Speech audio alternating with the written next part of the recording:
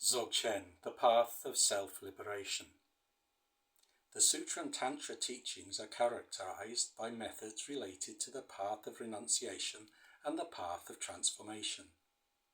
The characteristic method of Dzogchen teachings is the path of self-liberation. It is very important that you must understand, however, that Dzogchen is not only the title of a teaching.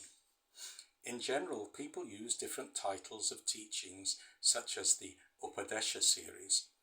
You consider it something special, but you don't really discover what Dzogchen is. To know or discover the real sense of the Dzogchen teaching, you don't need the title of a book or teaching, or some particular type of study, because when you read or follow a book, you are constructing intellectual knowledge. You will never really discover your state of Dzogchen that way.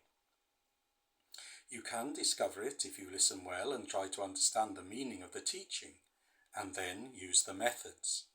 Method means you work correctly, concretely, with your experience. That is the only way you can discover the real meaning of Dzogchen. This doesn't belong to any kind of title or book. You must not be conditioned by books. Try to understand what is being communicated.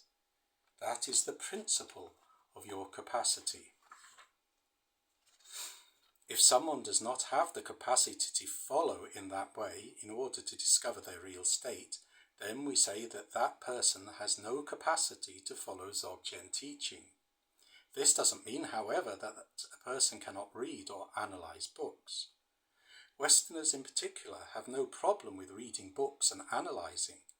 Everybody knows how to read and judge. People like to read books before they go to sleep. Usually, next to the place where people sleep, there are many interesting books. This is a way to enjoy books, but you will never discover your real nature that way.